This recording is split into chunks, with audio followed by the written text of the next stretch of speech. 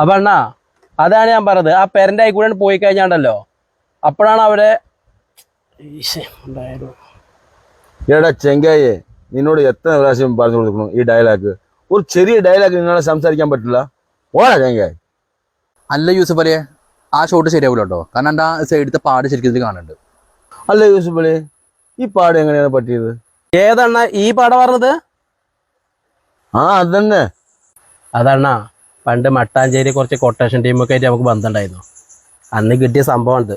ശരിക്കന്ന് ചാകണ്ടയാണ്. എന്തോ ഭയത്തിന് രക്ഷപ്പെട്ടതാ. അല്ല എൻ്റെ പൊന്നാര യൂസഫ് അലിയെ, അണക്ക് ഇത് വല്ല പ്ലാസ്റ്റിക് സർജറിയും ചെയ്തോട് ചങ്ങായി, നല്ല ഗ്ലാമർ ഉണ്ടാവില്ലേ ഈ? യൂസുഫ് അലി, ഈ സർജറി ചെയ്യും പോലെ എന്തിനാണ് പ്ലാസ്റ്റിക് ചെയ്യുന്നത്? ഈ വെള്ളിയോ സ്വർണമോ അങ്ങനെ ഏതാ ചെയ്തുകൂടാ? നല്ല മെറ്റലില്. അൽമിഷുവായി, ഈ മണ്ടനെ ഗ്രൂപ്പിൽ നിന്ന് ഒഴിവാക്കിയാലേ നമ്മൾ രക്ഷപ്പെടുള്ളൂ കേട്ടോ.